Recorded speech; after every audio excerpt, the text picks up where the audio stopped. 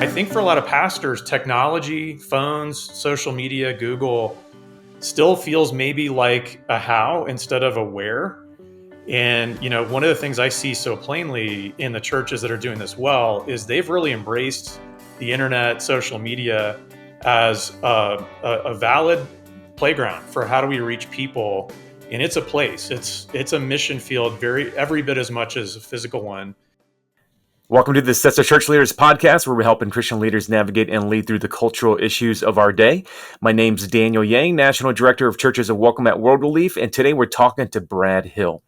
Brad's Chief Solutions Officer at Glue, a tech platform that provides churches with the tools and resources needed to build a more connected ministry. Brad joins us today to share how churches can embrace this new era of digital outreach so they can meet the needs of their communities.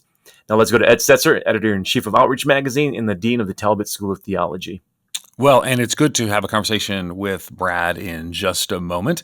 I've known Brad for a few years, and, he works at Glue. Some of you probably see me on the internet sometimes talking on the way in the interwebs, as the kids say, talking about some of the things that Glue do. So I function as a consultant with Glue, and so I'm excited to kind of talk about some of the questions. I think Glue is like this mystery to a lot of people, but also we're going to talk about reaching people. So again, let's just stay with us because I think you'll find this conversation really interesting. I want to start with a stat. So data from Barna showing, well, Brad, you tell us about it. It's the percentage of pastors who say their church is very effective at outreach to non-church goers. What's happened with that stat and why did it catch your attention? Yeah, this is pretty startling, alarming, I might say, Ed and Daniel. The State of Pastors study that Barna recently put out, they had previously asked pastors, does your church have an effective model or method for reaching people outside? And back in 2015, surveying close to 1,000 pastors, 13% said, yes, I have an effective strategy. That was kind of bad news enough. Fast forward to the recent update in the same study, similar methodology, that 13% saying yes has now dropped to 1%. So, we talk about the 99.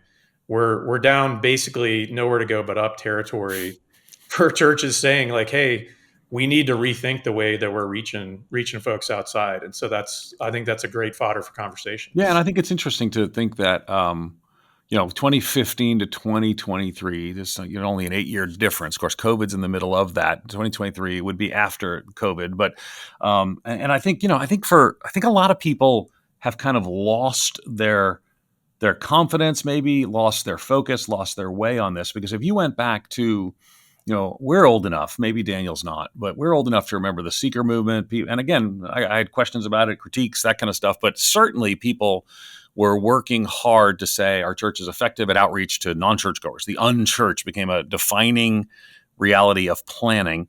But I think as those, well, first of all, as the seeker movement sort of waned, I think in part because everyone who's going to be reached by a church like that was, or most were, and culture shifted, I think people are like, well, what now? And they're a little bit unsure. So I sort of feel the uncertainty with a lot of pastors. Any thoughts on what they were doing effectively, that they considered effective outreach, and now what people are thinking about what outreach might look like in the future? I mean, I'm no sociologist, but I really think, and in the back of my mind is some other research you guys know well, which is the spiritually open generation. And I think you have to think through generational shifts here. We continue to see data that boomers are the ones that are most rapidly leaving church. Down at like Gen Z, Gen Alpha, there's openness, but that doesn't necessarily mean that they're coming to church. It just means that they're spiritually open. And so I think understanding how to speak the language, Ed, you're a missiologist. So it's like understanding the people we're trying to reach. And I think for a lot of pastors, technology, phones, social media, Google still feels maybe like a how instead of a where. And, one of the things I see so plainly in the churches that are doing this well is they've really embraced the internet, social media as a valid playground for how do we reach people. And it's a place, it's a mission field, every bit as much as a physical one would be. And I think the churches that are embracing that mindset are seeing success and are actually seeing traction. But I think if you couple that pastor stat we talked about, the 13% down to the 1%, with churches that might say, yeah, we feel like we have an effective digital strategy, not just broadcast, but we're actually doing ministry online.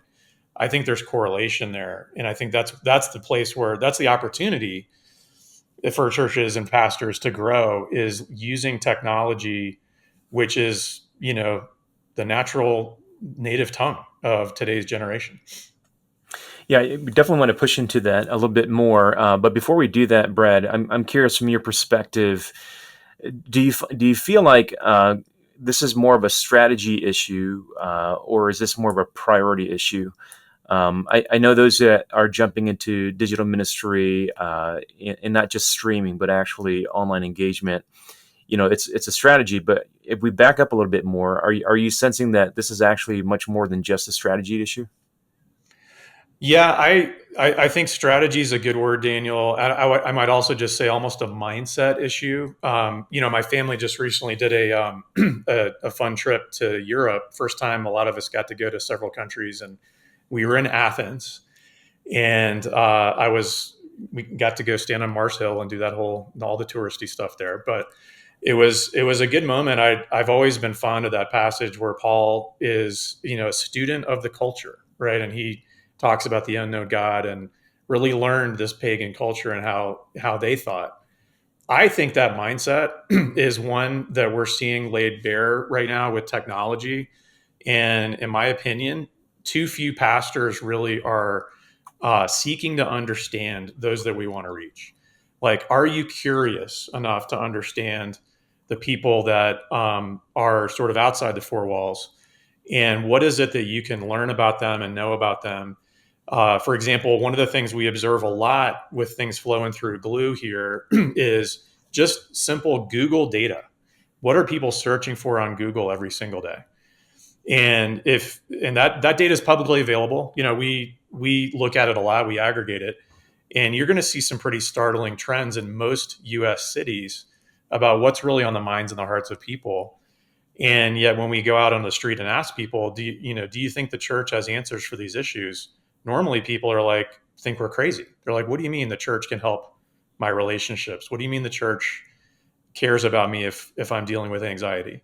So there's a disconnect there between what we sort of believe in practice and, to your point, Daniel, even our strategy, versus what's on the hearts and minds of those we're trying to reach. So I think, at minimum, a healthy dose of curiosity. And yes, we're blessed these days that there is data and we can actually know more about our communities. And as one pastor said, we can exegete our communities and know exactly what's on the minds of those we're trying to reach. Oh, you're warming my heart with those I exegete thought you'd like references. that. So, Yeah. as one pastor once said, I like it when one pastor is saying that. That's a good sign. But I guess let's kind of walk through some of that stuff that you talked about, because you work at Glue technology company, and you started with what people Google, and so what are spiritually open people Googling? And let's just start there. Then I want to talk about, are there ways to respond to that? But I think that might even be news to some people. Because I think, I think what a lot of pastors are sort of thinking is maybe they're Googling, where can I find a great church where I can get involved in a small group and tithe? But maybe that's not what they're Googling that are open opportunities. What are they? Yeah, we can dream, Ed. Yeah. Maybe we'll get there. But now I will start on a good news point. We consistently see in most cities in the U.S. That among the top three things people are Googling in the themes we care about, we're dismissing things like politics and news, but issues of life. People are quite hungry for prayer, and they have just a general desire to connect. It doesn't mean connect with the church, but they hunger for connection. I think that's great news for pastors and leaders to know that.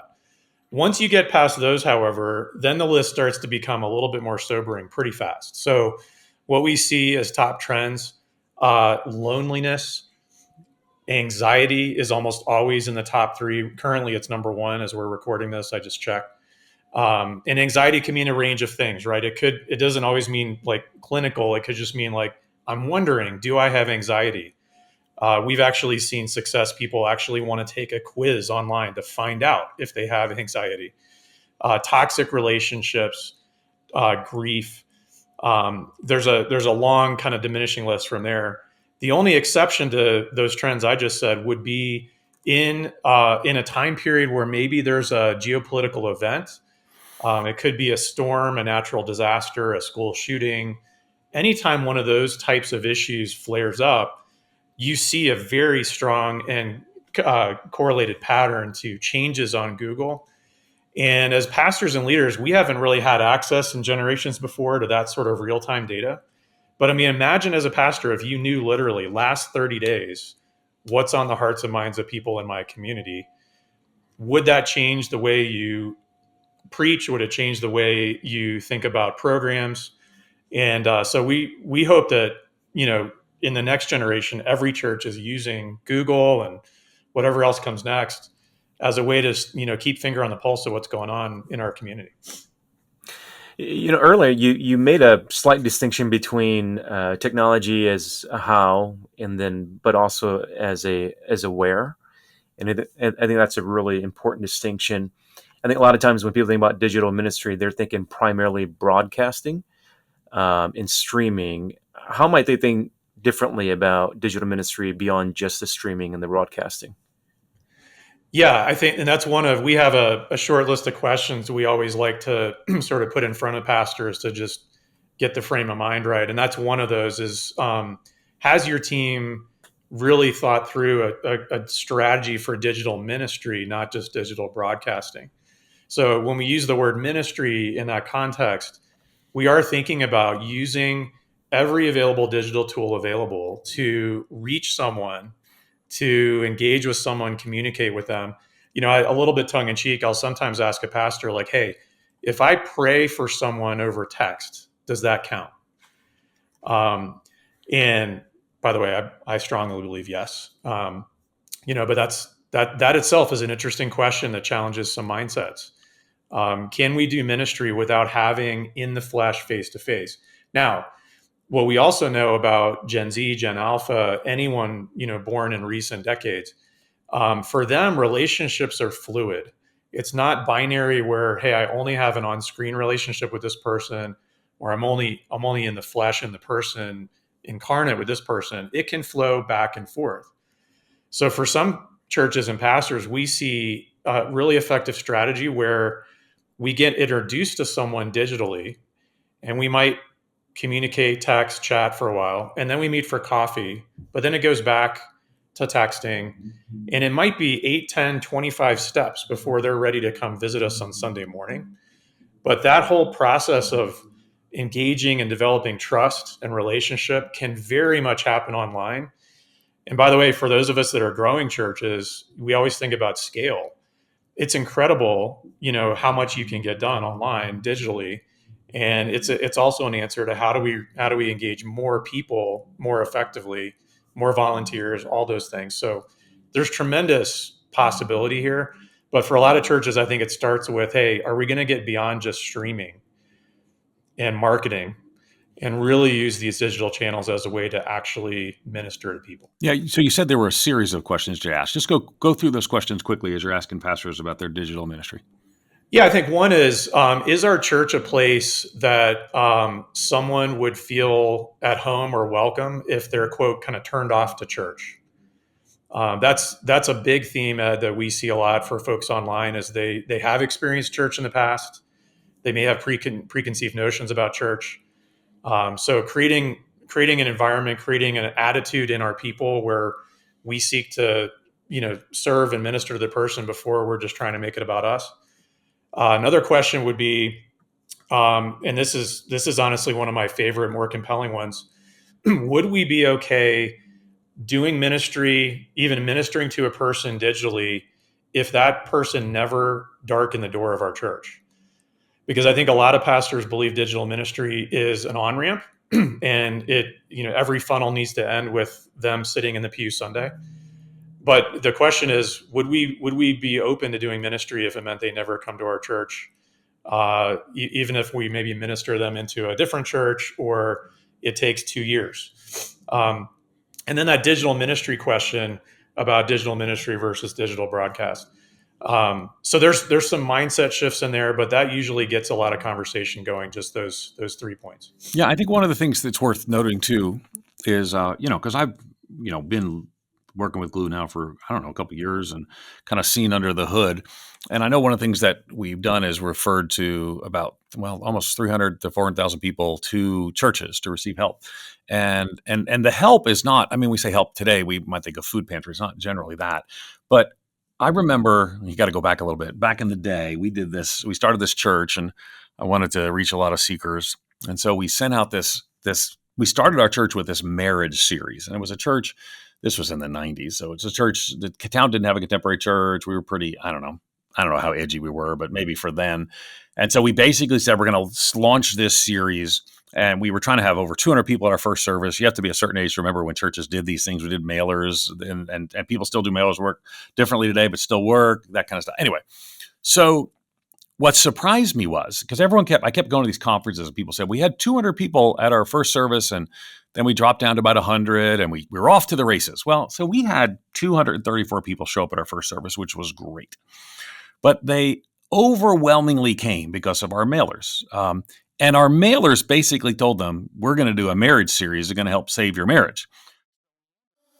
The Stetzer Church Leaders Podcast is part of the Church Leaders Podcast Network, which is dedicated to resourcing church leaders in order to help them face the complexities of ministry today. The Church Leaders Podcast Network supports pastors and ministry leaders by challenging assumptions, by providing insights, and offering practical advice and solutions and steps that will help church leaders navigate the variety of cultures and contexts that we're serving in. Learn more at ChurchLeaders.com/podcast network.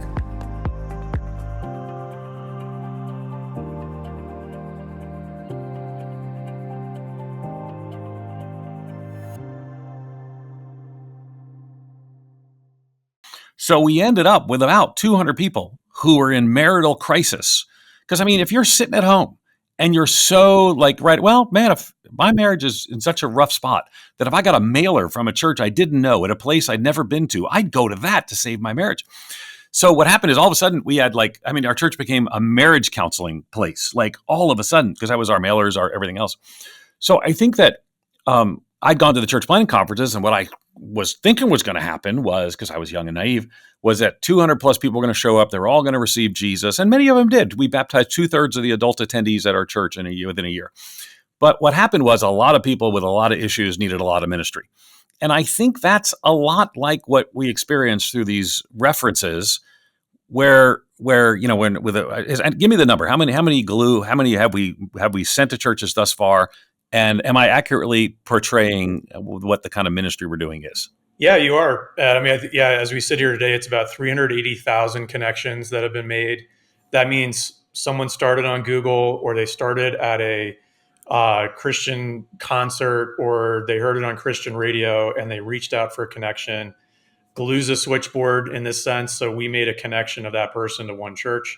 That's happened 380,000 times. And you're right. A lot of times the thing that they're most hungry for is help in an area of their life.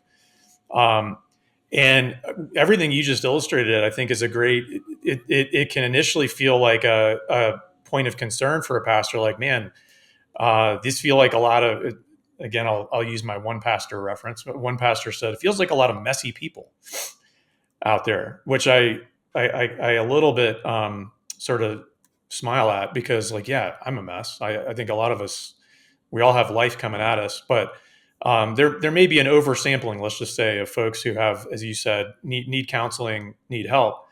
What we see too is this is an opportunity for us to decide: do we really want to tackle head on the issues and the life that people are dealing with? And does that responsibility rest on our church's shoulders alone? How might we, for example, bring in other ministries or other community partners we have who are narrowly expert at one area of life that I'm not as a pastor or leader, but not give up the opportunity to share the gospel, to build trust, to build relationship? So what's happening here digitally, in a sense, is also a little bit of what we call a collective might opportunity, where, if we can marshal, if I'm a normal church of 190 or 100 people, I probably don't have all the fancy programs and resources to deal with mental health and marriage and all those things uniquely well. But there are ministries who can. And we try to forge partnerships where that pastor, that leader, has the primacy of relationship and then can reach out for help. Mental health's a great example, Ed. So in those 380,000 connections we've made, you do get people who very legitimately need counseling or need even some psychiatric help. So we partner with key ministries in this process who can be inserted in the process or can be kind of like first responder, if you will, and get that person to a loving, trusting, but biblical place of stability so that a church can then really carry that relationship long term. That's proven to be a very effective strategy.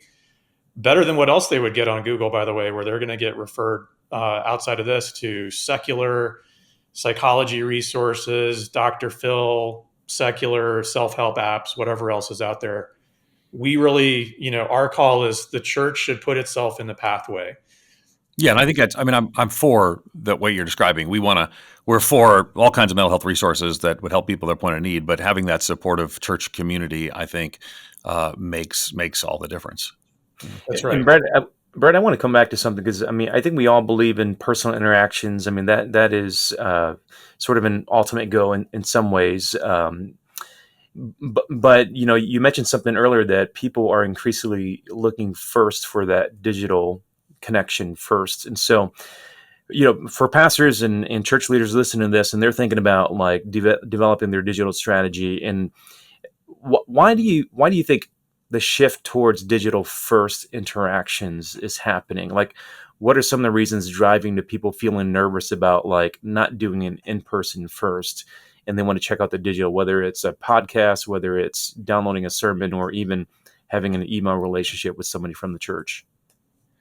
Well, I think, you have to look really at our culture and where we are as a society. I mean, stepping into a strange church you've never visited with a bunch of people you don't know, that's a big step.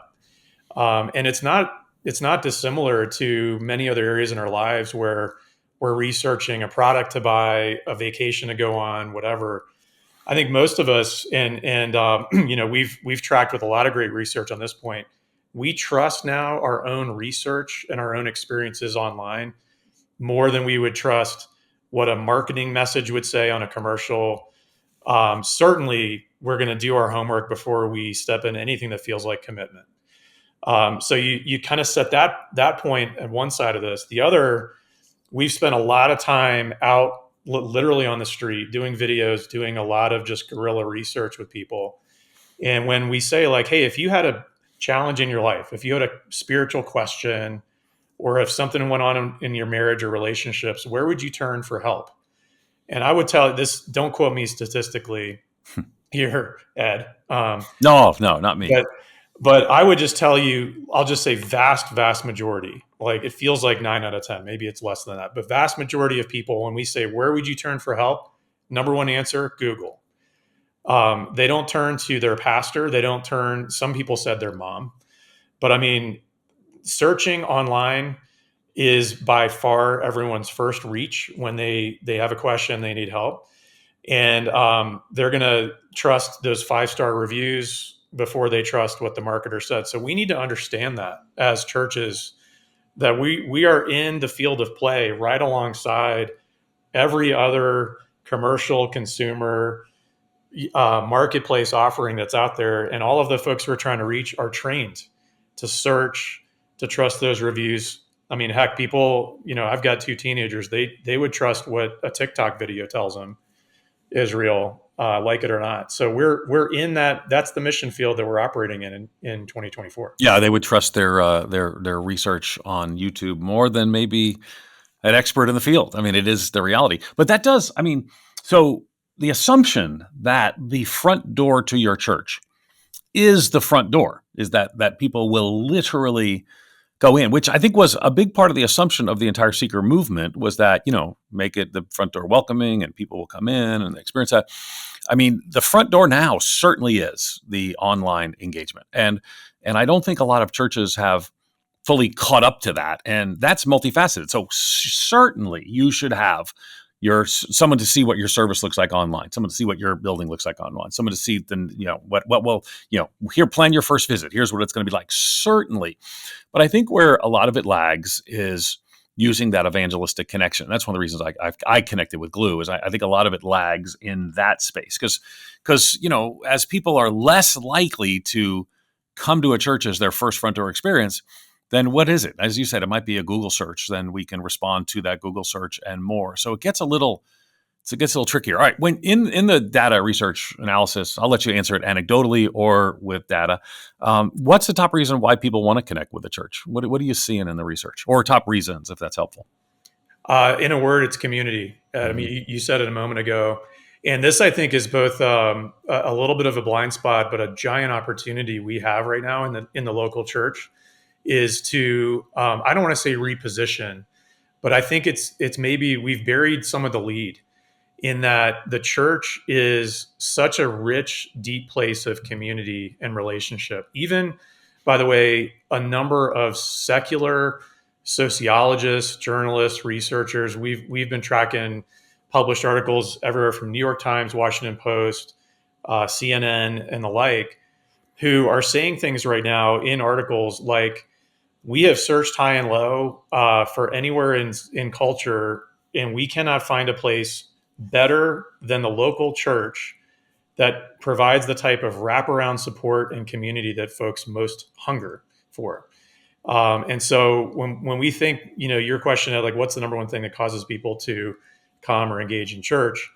We even saw this during COVID. Ed, you did some great work on, church trends through the pandemic. The churches that seem to have the highest degree of stickiness and retention tended to be, on balance, the ones who had really emphasized community relationship in a legitimate way, not just like, oh, we're going to put you in a room in a Sunday school class, but we really see our church as a place to foster community and relationship. That has to be a set of values that we live out and don't just give lip service to. But, imagine if we could position our churches as not come to church, but come to community. Come to find your tribe, find people to belong to. And as I said a moment ago, even in our Google tracking studies, we see always a desire to connect as one of those top 3 themes that leads people through. So as a pastor, as a leader, that's the good news you need to know is people are hungry for connection, and we've likely got, the product for them, if you will. And I hate to put it in such commercial terms, but we have an answer to one of the greatest needs in society. And of course, we all know that that's all infused with the power, life-saving power of the gospel. But for the world outside, it might just be like, we've got community here, like the one you've been searching for and haven't found. Brett, if I'm leading a church that, we've got YouTube and we've got a Facebook, and we have social media presence, but really need to go that next level in terms of our digital ministry presence and digital ministry like engagement. And again, not a large staff, maybe 2 or 3, pastors on staff with some administrative help. What would your advice be to the church leadership in order to increase their digital ministry? Well, I think 2 or 3 things, Daniel. What we just talked about to me is an important mindset or strategy, which is thinking about how we're fostering relationship.